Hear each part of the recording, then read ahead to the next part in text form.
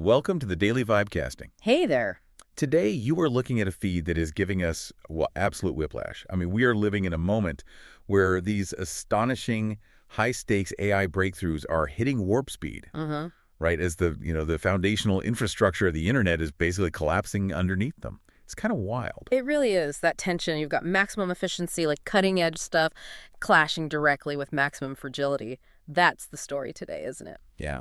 We are here to unpack the very real, very painful digital consequences of extreme centralization and, what those fragile systems mean for the future of AI. Okay, let's dive in. We absolutely have to start with the digital blackout that just dominated the last 24 hours. The AWS outage was, it was catastrophic. Yeah, no kidding. Let's start with the immediate fallout. This post from @PopBase captured it perfectly, I think. Snapchat, Canva, Duolingo, Zoom, Amazon, MyFitnessPal, Fortnite, Signal, Roblox, and more are currently down. And that list just scratches the surface. It really confirms the sheer kind of terrifying scale of the disruption yesterday, October 20th. Right. This wasn't just, a few random sites having a bad hour. The outage took down over 50 major global services. We're talking critical platforms you probably use every single day, like ChatGPT, Prime Video, even Coinbase. So, okay, we know it was AWS. Yeah. But what was the specific point of failure this time? What actually broke? Usually it's something physical, right? Well, this was simpler, maybe, but also more fundamental. It all boils down to one single region, US East 1. Ah, the big one. The big one. The core technical issue started with DNS resolution errors. You can think of DNS as like the internet's digital phone book, right? Translates website names into the actual server addresses. Okay. That phone book in US East 1 basically got corrupted. And when that single central region went offline, boom, the failure immediately cascaded. And it cascaded because so many other things depend on that specific region working. Exactly. And not just external sites. The failure didn't just affect users trying to access websites. It actually crippled Amazon's own foundational services running there. Oh, wow. Like what? We're talking about DynamoDB. That's their massive, global, supercritical database service. It's designed for low latency. Yeah. But because DynamoDB itself relies on US East 1, when US East 1 failed, DynamoDB failed. And then everything else that relies on DynamoDB, from Amazon's own payment systems to countless third-party apps running their entire backends on it, they all went down in a chain reaction. That really drives home how much of the internet is sitting in this one incredibly concentrated basket. What kind of percentage are we actually talking about here? Well, estimates put AWS at powering roughly maybe 33%, a third of all cloud infrastructure globally. Yeah. And US East 1 is like the beating heart of that whole operation. So when that region goes down, that concentration risk, it turns into a critical single point of failure for a massive chunk of the entire world's digital life. It's the ultimate textbook example, really, of how striving for high efficiency often forces you into taking on high risk. The reaction online, especially from engineers, was this mix of frustration and, dark humor. This one from @AttemptSync really nailed it. Engineers everywhere pretending to monitor the situation while refreshing the Oz status page. Oh, that one blew up. Every single engineer felt that exact sense of total paralysis. Right. You're just hitting refresh. Exactly. And the deep irony is the tools they normally use to coordinate or communicate or even just check the status page, they were probably hosted on AWS too. Yeah. So it was this shared moment of digital helplessness. And it got amplified even more when Elon Musk himself shared that specific meme. And speaking of Musk, he definitely had his own take, the perfect counterpoint to the chaos. Let's pivot to the exception that kind of proved the rule here. He certainly did. Quick post from @Elon Musk. Works. Short and sweet. Yep. And it was a pretty effective jab, right? Directly at all the centralized platforms that were down. Down Detector confirmed it too. Pretty much zero reported issues for X during the whole outage. So why did X stay up? It highlights a key architectural difference.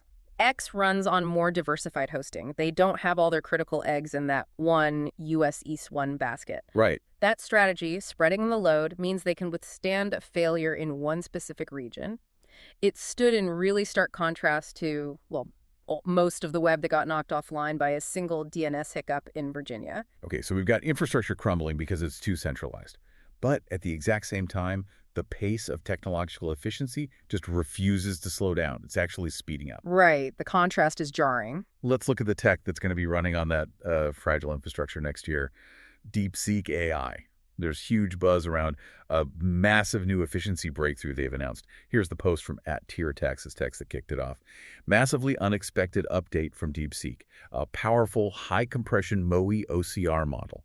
In production, DeepSeek OCR can generate 33 million pages of data per day for LLMS VLMs using 20 nodes by 8 A140G. 33 million pages a day. Let that sink in. Wow. We are watching an efficiency race unfold that is just fundamentally changing how AI models consume data. And DeepSeek seems to be setting the pace here with this architecture. Okay, MOE OCR. Threw out some jargon there. DeepSeek OCR is a 3 billion parameter mixture of experts, or MOE model. Can you break down MOE real quick for us? Absolutely. So think of a standard AI model, like a language model. Usually every single parameter, think of them like neurons in the brain fires for every single task it does. It's kind of inefficient. And MOE model is different. It's like having a whole network of highly specialized experts inside the model. When a task comes in, only the specific subset of experts relevant to that task actually fire up and do the work. Ah, okay. So it's more targeted. Exactly. This lets the model be massive. Overall, like 3 billion parameters is huge, but still be incredibly efficient and fast in practice. You're not wasting compute power firing up the whole network every single time. Got it. And that brings us to the really cool part. Optical context compression. The post mentions 10x compression. But they're turning thousands of text tokens into just like 100 vision tokens per page. Yeah. Aren't they losing a ton of detail doing that? How does that work? That's the critical question, and it's fascinating. The key is they're not treating the text like a linear string of letters anymore. They're treating the document page perceptually, more like an image. An image. Yeah. Think of it like this. Imagine turning an entire textbook into a super detailed, indexed, and annotated PDF file. You massively compress the file size, right?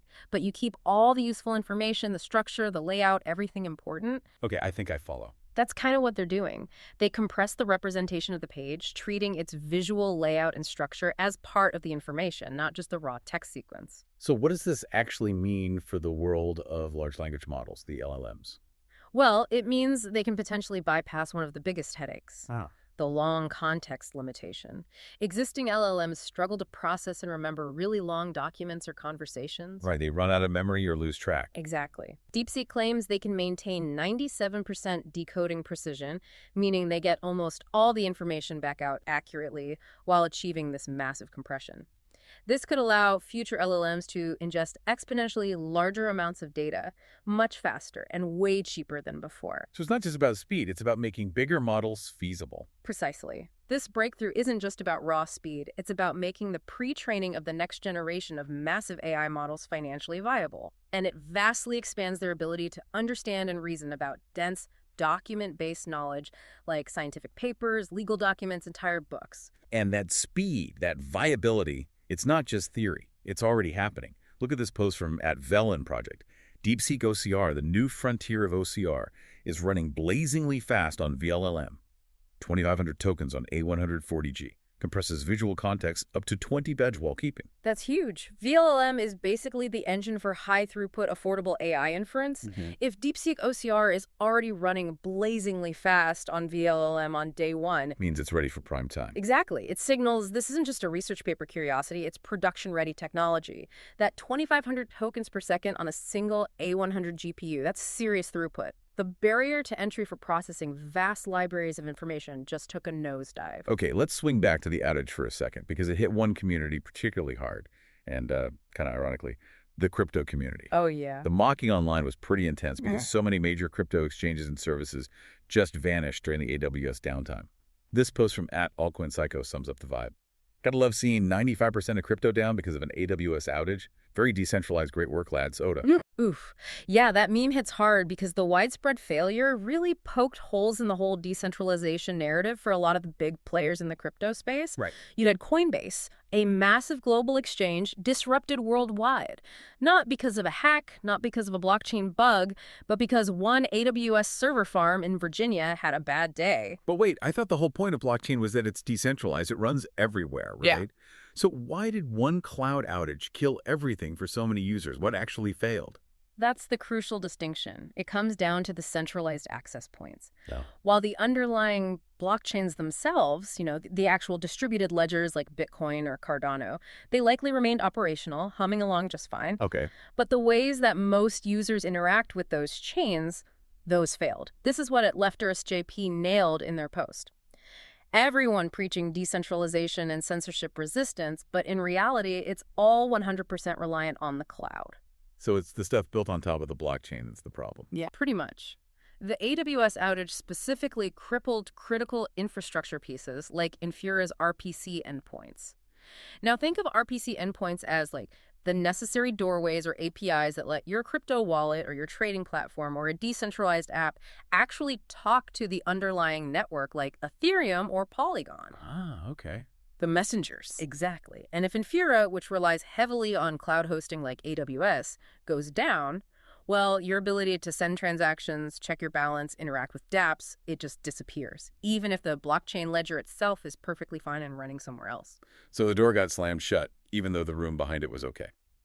That's a great analogy. It's the infrastructure holding the door open that failed, not necessarily the room behind it. It's a huge reality check on the massive cloud dependency risk that, the crypto world often tries to downplay or ignore. Definitely a needed check. Yeah. All right, let's finish up with a few quick hits from today's feed. It was incredibly diverse. We've got culture, AI, ethics, global affairs. Let's do it. Okay, first up, a moment of viral culture resurfacing, posted by @RealJamesWoods. Nothing will ever come close to this stunning moment in award show history.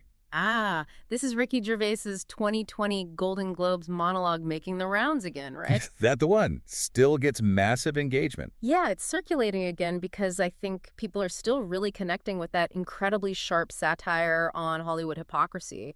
That moment was just electric, wasn't it? He totally broke the unspoken rules, the contract between the celebrities and the audience. He really did.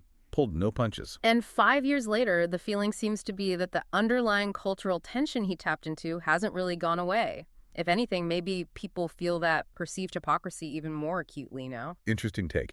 Okay, next up, something really fascinating and honestly a little bit terrifying on the AI ethics front. From @AlexPrompter.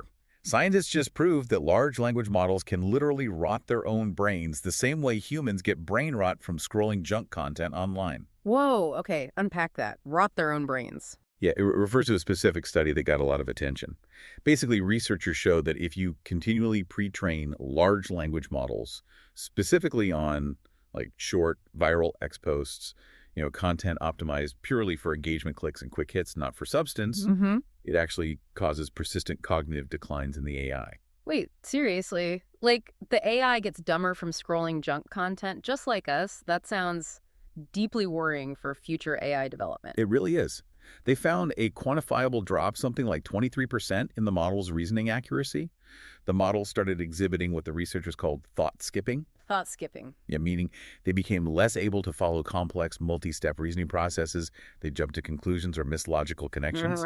So the implication is pretty stark.